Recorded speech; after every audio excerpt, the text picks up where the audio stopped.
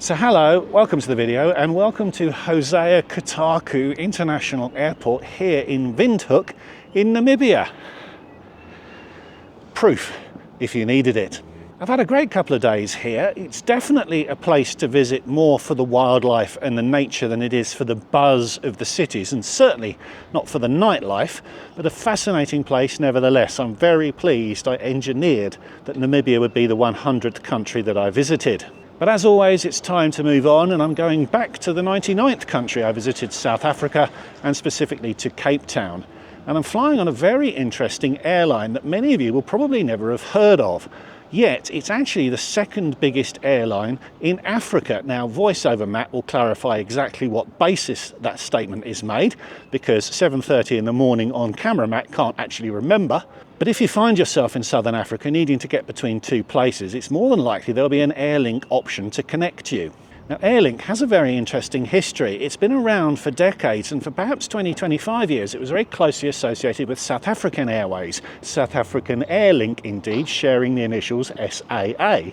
And I believe that relationship was a joint venture and then it was a franchise agreement, but it meant that Airlink effectively fed people into South Africa's international network. But as the fortunes of South African Airways, well, let's just say they waned, Airlink realised, you know what? We'd be better on our own, so they separated and now operate as an independent airline, just as Airlink. But that means they can now compete directly with South African on routes between some of the major cities in the region. So I'm really looking forward to flying with them. It should be 2 hours, perhaps a little bit less, down to Cape Town. I'm in economy, but I think they only offer an economy service. I'm in row 2, so if there is a business cabin, it's a very, very small one. And I'm really looking forward to the experience. So if you'd like to come with me and see what the Airlink experience is like, well, you know what to do. Oh, all right then, I'll say it. Stick around. Hi, I'm Matt and this is Matt's Planet. I aim to entertain, educate and inspire with my travel adventures from planning to execution. I'll show you how you can travel in style for a lot less than you'd think. So subscribe so you can come with me. I actually reached the airport a little later than I'd planned for the most Reggie Perrin reason I've ever experienced. There's a reference for the youngsters. Baboons temporarily closed the road to the airport. I'll include a link in the description for the majority of viewers who will have no idea who Reggie Perrin is. I was less than 11 minutes late to the airport though, and headed into the very quiet terminal. Windhoek's not the busiest airport you'll ever transit. There were only 4 other departures before midday that day. And the check-in chap was very friendly. We were flying on an Embraer 135, which isn't a plane type over-endowed with space for cabin baggage, so I was happy to check my bag. I said I was in no great hurry the other end. I'm in no great hurry the other end. And as you'll see later, there really was no hurry at the other end. This was about 90 minutes before boarding, so I spent around 2 of them exploring the rest of the landside part of the airport. It's not a big place. I completed the departure form and was quickly through security and passport controls. The departure area is pleasant enough, with shops and some food and drink options, but there was a lounge, the Paragon Premium Lounge. I didn't get access with my economy ticket, but Dragon Pass was accepted, so I decided to use one of the free annual passes I earn from my relationship with Barclays to gain access. It took a couple of minutes to complete the formalities, but I was in. Food and drink ahead, and a couple of seating areas either side beyond those partitions. The Paragon people shouldn't hold their breath about winning any World's Best Lounge awards anytime soon, but I am confident that it's the best lounge in all of Namibia, and I enjoyed my time there. This was around 8 AM, so breakfast was in full swing. The usual suspects in the fridge, including a few white wines, juices and some red wines with spirits above, a decent spirits offering actually.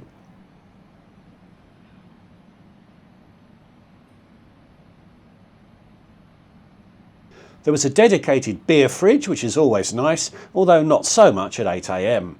Teas and coffees and some hot breakfast options on that central table. I've seen far worse offerings in much smarter lounges over the years. There were even printed newspapers available in 3 languages, which pretty well sums up Namibia's colonial history. Good apron views too, not that there were many aircraft movements to actually watch.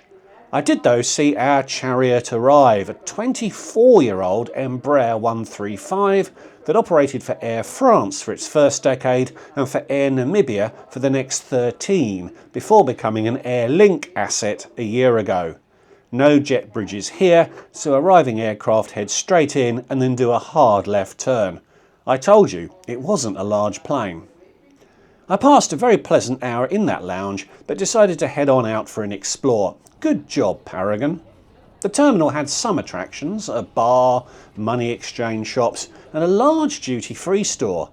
Namibia, South Africa, Botswana, Lesotho and Eswatini are in a customs union, so I don't think I was actually able to buy anything duty-free anyway, but the size of the shop suggests that passengers heading to other destinations are happy customers.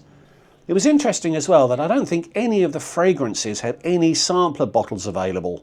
Perhaps they put them out later in the day when potential passengers might actually be able to buy something.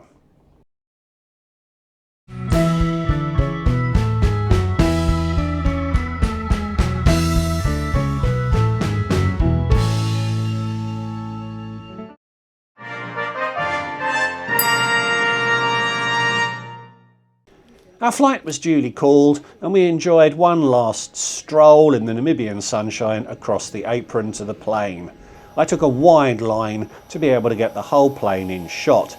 If I hadn't checked my bag earlier, they'd certainly have swiped it off me here. It's fun to board a plane this way, less fun in the rain, I'd imagine. Strictly one at a time up the ladder, but it was swiftly my turn and I was up and onto the plane.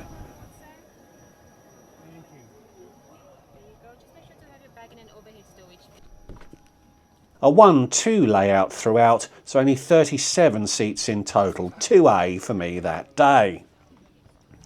Not great legroom, it has to be said, but the usual stuff you'd expect, specifically a tray table. No in-seat power, but I wasn't expecting any. There was an overhead air vent as well as a light.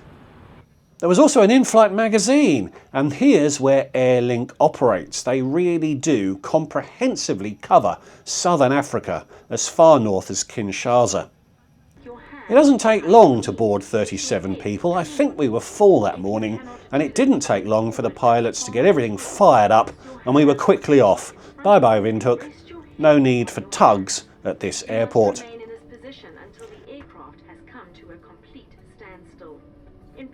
So is Airlink really the second biggest airline in Africa?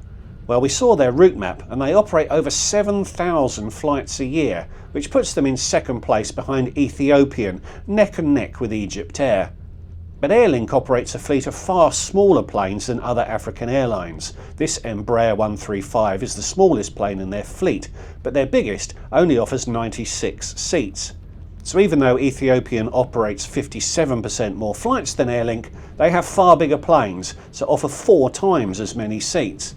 Indeed, there's 6 or 8 African airlines that do offer more seats a year than Airlink, but in terms of the number of flights operated, Airlink is right up there.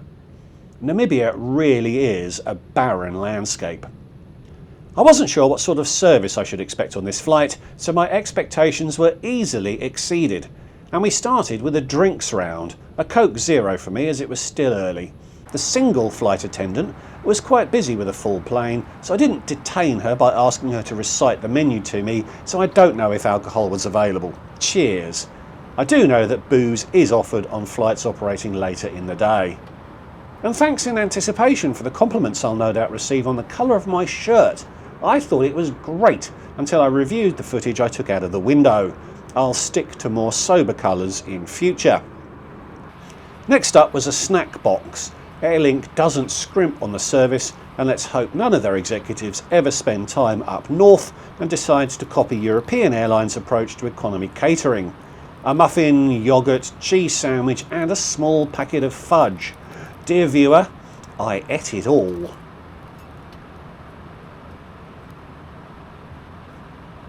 No in-plane entertainment, but plenty of ex-plane delights as we headed south, even with a slight reflected yellowy tang. There was a loo right at the back, but I didn't bother visiting it. Things did get a little greener when we crossed into South Africa. And after about 90 minutes of cruise time, we descended into Cape Town. My first glimpse of Table Mountain was quite a moment, I have to say. I really liked Airlink.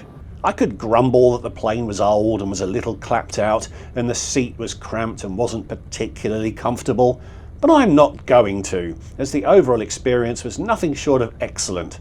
I offered a convenient flight between two cities I needed to fly between.